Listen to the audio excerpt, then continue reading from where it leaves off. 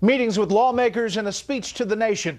President Obama gets ready to reveal details of a mission against ISIS terrorists that could take years. This is Special Report.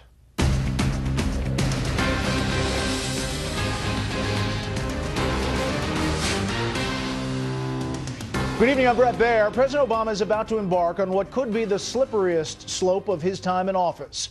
After confessing he did not have a plan for dealing with the ISIS threat in Syria and promising not to drag the country into another Iraq war, the president now apparently is ready to announce a multi-phase Middle East military operation that could take so long he passes it along to his successor.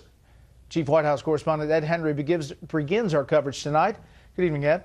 Good evening, Brett. Secretary of State John Kerry just in the last few moments called it a, quote, major milestone that the Iraqi parliament has formed a new unity government. The secretary revealing that tomorrow he'll head to the Mideast to try and build a coalition against ISIS. All of this setting the stage for what the White House is billing as the president's most expansive explanation of his strategy yet. President Obama's aides are being vague about almost every detail of his big Wednesday speech about a strategy to defeat ISIS, including the logistics of whether it will be a primetime address. And as for the substance of dealing with ISIS, all they will reveal directly is what the president will not say. The president's been pretty clear about what he's not contemplating. The president's not contemplating the deployment of combat boots on the ground into Iraq or Syria to deal with the situation. That leaves the door open to what officials describe as a three-part strategy. Continued U.S. airstrikes in Iraq, trying to stand up the Iraqi government, and then possibly expanding the airstrikes into Syria as part of a broader campaign that officials now say could take up to 3 years to defeat an enemy the president dismissed in January as the JV. He ran for office under the notion that our national interest in the Middle East was to disengage as quickly as possible. It has led to a series of policy pronouncements and words that he's evicted, whether it's saying that the ISIL was the JV, whether it's setting red lines that weren't enforced. In an interview with NBC News, the president insisted he was not referring to ISIS when he dismissed some terrorists in a January interview with The New Yorker. Keep in mind, I wasn't specifically referring to ISIL. A similar claim by White House Press Secretary Josh Earnest drew 4 Pinocchios by the Washington Post.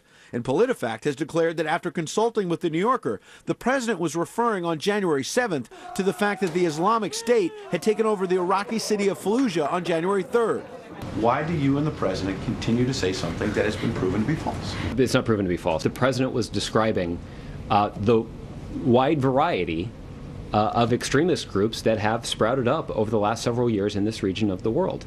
Some of them have greater capabilities than others. Some of them do not pose a threat to the homeland. Former Homeland Security Secretary Janet Napolitano said today, while ISIS was not the dominant source of concern, the White House knew about the threat before she left office in September 2013. Yes, they were on everybody's radar screen. Now, that's raising questions, of course, about why the president didn't give this speech and lay out this strategy sooner. Meanwhile, tomorrow he'll host the top 4 congressional leaders here at the White House. But the officials here are being vague about whether he'll actually seek a vote and authorization for further military force, instead saying that he'll seek a debate and, quote, buy-in. Brett? Ed Henry live on the North Lawn. Ed, thank you.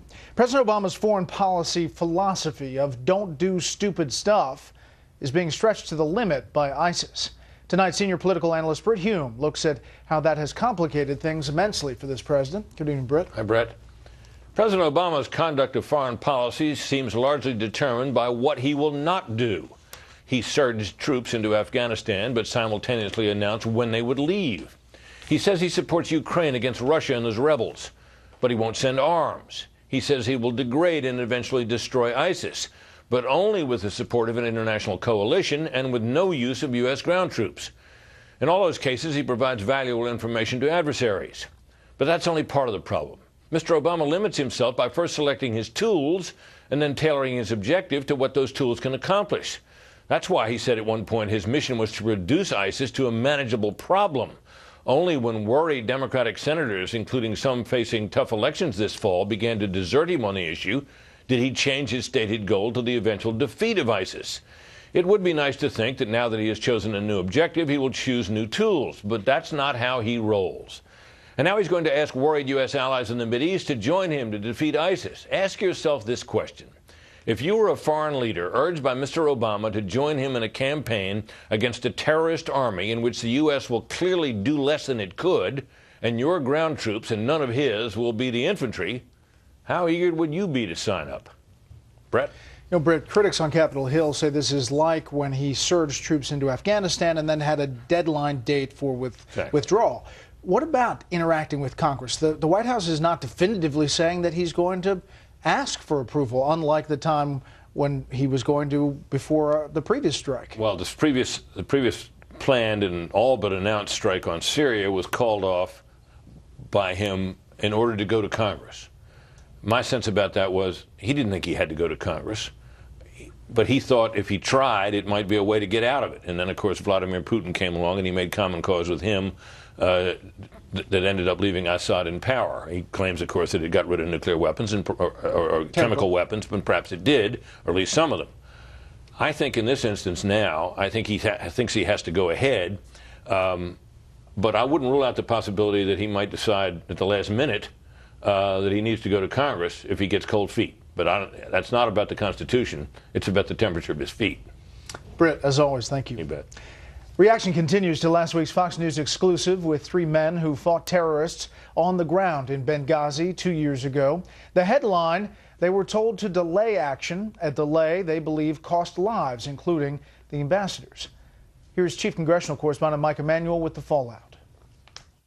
We still have lots and lots of unanswered questions, conflicting stories. Kansas Republican Congressman Mike Pompeo is a member of the Benghazi Select Committee, which has closely followed the newly revealed concerns of security operators who were on the ground the night of the attack. Facts that the Benghazi Committee is determined under the leadership of Chairman Gowdy to get to, and you hear them talk about that. They're clearly passionate. They clearly are telling a story that they believe and that they think the American people need to know.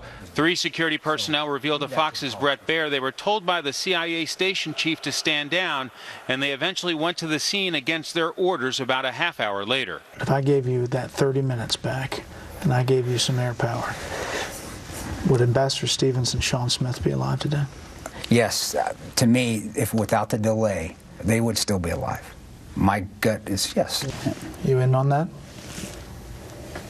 I'd strongly believe if we'd have left immediately, they'd still be alive today. They also talked about some of the confusion that night, including the frustration when some State Department personnel got lost. Tells them, make sure you take a left, and then in the confusion of the counterattack, they take a right. Take a right. I said to myself, well, I can't say what I said to myself on camera, but it was, damn, you knuckleheads. On Fox News Sunday, Mitt Romney ripped the Obama administration for not clearing up fact from fiction in the 2 years since the attack. This was a policy they said they would have, which is open transparency, but they've instead not been forthcoming in what's happened there. And that's something which, by the way, doesn't just land at the feet of the president.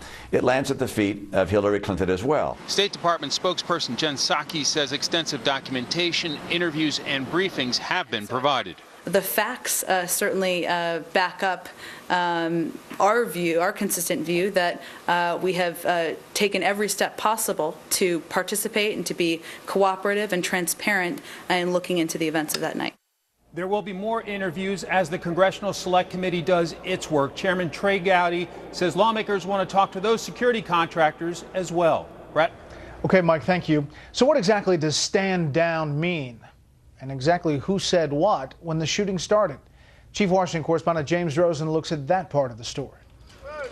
For almost 2 years, the Obama administration has denied anyone in the Central Intelligence Agency issued a stand-down order to the armed security contractors stationed at the CIA annex in Benghazi on September 11, 2012, when they requested permission to rush to the embattled U.S. consulate a mile away. Here's the consulate, and then here's us. Now those CIA operators have published 13 hours, the inside account of what really happened in Benghazi. They told Fox News exclusively that their CIA base chief, known as Bob, and their team leader delayed their departure for the consulate by a full half hour. And I just said, hey, you know, we need to get over there. We're losing the initiative. you know, and Bob just looked straight at me and said, stand down, you need to wait.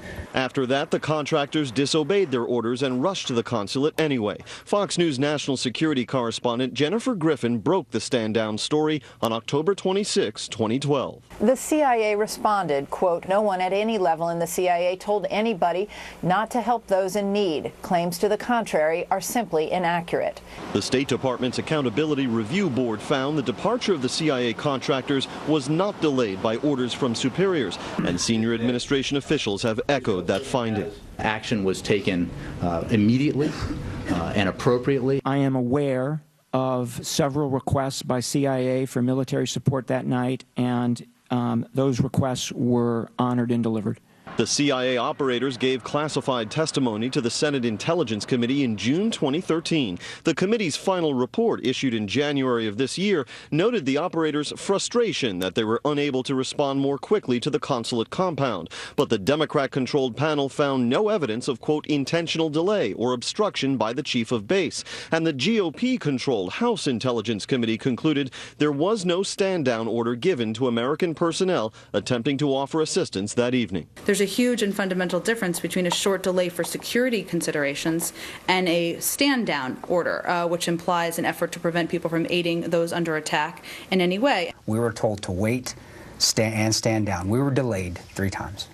And there you have it, the CIA contractors maintaining they were told exactly that, stand down, while their CIA bosses and the Obama administration insist the message was, in essence, stand down for now. To the rapid response heroes in that moment, locked and loaded for action, and increasingly alarmed by the sound of gunfire and rocket-propelled grenades being aimed at their comrades, the message, however it was framed exactly, was one they felt honor-bound to ignore. Brett? James, thank you. Up next, President Obama is accused of playing politics with immigration by his own party. First, here's what some of our Fox affiliates across the country are covering tonight. Fox 13 in Memphis with an arrest in the beating of 3 people in a Kroger parking lot Saturday night, some of which is seen on this cell phone video. Police say a group of teenagers attacked a customer, then 2 store employees who tried to help. A 15-year-old has been charged. 3 other suspects have been detained. Fox 45 in Baltimore and the firing of Ravens star running back Ray Rice after a newly released video shows him hitting his then fiancée in a hotel elevator in February. Rice had previously been suspended 2 games by the NFL. That is now an indefinite suspension, and the team has terminated his contract. And this is a live look at Atlanta from Fox 5. The big story there tonight, reaction to the death of Chick-fil-A founder Truett Cathy. The billionaire restaurateur was famous not only for mass marketing the chicken sandwich, but also for his conservative religious values, including keeping his stores closed on Sundays. Truett Cathy was 93. That's tonight's live look outside the Beltway from Special Report. We'll be right back.